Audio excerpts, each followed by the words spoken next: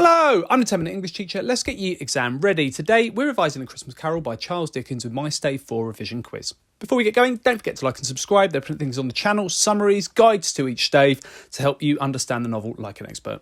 Okay, let's get going with my Stave 4 revision quiz. Question number 1. What is said to be scattered by the ghost of Christmas future? Is it A, melancholy? Is it B, ignorance? Is it C, gloom? Or is it D, want? Question number 2. Where is the first place Scrooge is taken to by the spirit? Is it A, the city? Is it B, Old Joe's shop? Or is it C, to see the sheeted body? Question number 3. A conversation takes place about a man who has died. What is he called by one of the people that is in conversation about the man who has died? Is it A, Old Nick? Is it B, Old Scratch? Or is it C, Satan? Question number 4. Which item has not been stolen from the dead man to be sold at Old Joe's shop? Is it A, a shirt? Is it B, spoons? Is it C, bed curtains? Or is it D, a coal scuttle? Question number 5. Scrooge is taken to see a distressed mother and wife, waiting for a knock at the door, expecting her ruin, likely potentially being taken to prison because of her debts. What is her name? Is it A, Belle? Is it B, Martha? Is it C, Caroline? Or is it D, Fan? Question number 6. What word is used to describe the scene at Bob Cratchit's house? Is it a melancholy scene? Is it a quiet scene? Or is it C, a ubiquitous scene?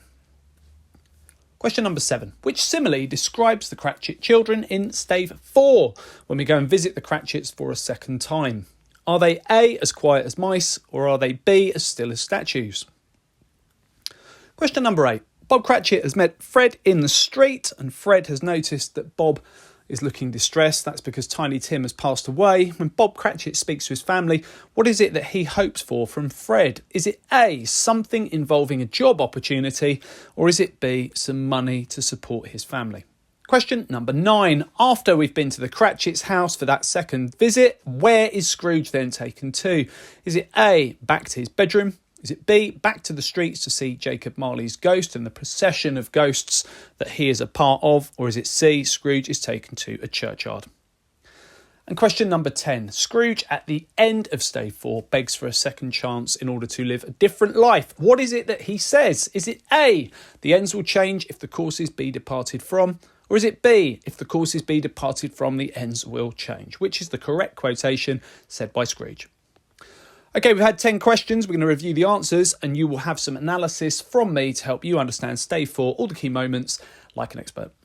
Question number 1 was, what is said to be scattered by the ghost of Christmas future? Well, Scrooge is considered to be melancholy and has a melancholy supper in a melancholy tavern in Stave 1.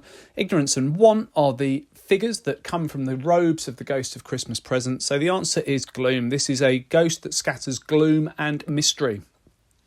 Where is the first place Scrooge is taken to by the spirit? He's taken to the city, so right into the heart of London, where there are lots of people who work in finance. Some of those are people known to Scrooge, and he is obviously looking around for himself to see a future vision of himself, but cannot find himself, and we understand that the dead person that they are likely speaking about is in fact Scrooge. A conversation takes place about a man who has died. What is he called? Well, Old Nick and Old Scratch are actually two old words for Satan. It's Old Scratch that someone refers to Scrooge being. Saying Satan would have been a little bit offensive, so it's a bit of an archaic term. Old Scratch and also Old Nick are nicknames for Satan in order to be less informal and vulgar. So there we go. So he's called Old Scratch. Which item has not been stolen from the dead man to be sold at Old Joe's shop? Well, a shirt has been taken from the dead man's back. He's lying in bed and the laundress has taken that away from the body. Spoons have been stolen. Bed curtains as well. It's a coal scuttle that has not been taken from Scrooge, and it's a coal scuttle that he actually asks Bob Cratchit to go out and get so that we can have a nice warm counting house in the next chapter. Number 5, Scrooge is taken to see a distressed mother and wife waiting for a knock at the door, expecting her ruin. And then it's her husband that comes home and lets her know that their creditor has died and they're unlikely to find someone so cruel as him as a replacement to be paying their debts too. So she's therefore going to avoid financial ruin and likely a stay in debtor's prison. Her name is Caroline, and the one thing that's really wonderful about this moment is that it's actually an echo to Charles Dickens' childhood. He would have seen his own parents in this situation, being distressed and worried, and eventually facing prison, which is where they ended up, and he would have been the children that are at play. So it's quite an interesting little reference to his own life and childhood, which wasn't something that he spoke of at length, but did put this little scene in A Christmas Carol, which is very much laced with personal experience. Number 6, what word is used to describe the scene at Bob Cratchit's house? Well, melancholy, that's Scrooge. He has his melancholy dinner in a melancholy tavern in Stave 1. He's the melancholy man in this story. Ubiquitous is a word that means everywhere, and the Cratchit children earlier on are described to be ubiquitous. In that house earlier on in Stave 3, you've got the Cratchits here, there and everywhere. Everywhere you look, there's a Cratchit child because they're so excited about their wonderful Christmas together. This is a contrasting scene, and the Cratchit's house is quiet, ever so quiet. Which similarly describes the Cratchit children in Stave 4. It's as still as statues. The noisy Cratchit children, and of course they're not noisy anymore, so that's ironic. They're completely silent, and they are in one corner as still as statues. And there's an interesting little simile there. Statues we obviously associate with lifelessness and death. Tiny Tim has passed away, and that death is something that has affected all of them forever. Question number 8. Bob has met Fred in the street. What does he hope for from him? Well, money would probably be very helpful to this very impoverished Cratchit family who are facing the expenses of a funeral and burial for Tiny Tim. But it's actually a job opportunity that brings some optimism in Bob Cratchit. They've spoken in the street, and Fred has given his card to Bob Cratchit, and Bob is hopeful that maybe Peter might be able to find himself a better situation, which means a better job, with some support and involvement from Fred. So it's a job opportunity that is something that Bob Cratchit is positive about and brings a little bit of hope and optimism to him. Fred has seen Bob in the street, and he's been empathetic and caring. Number 9.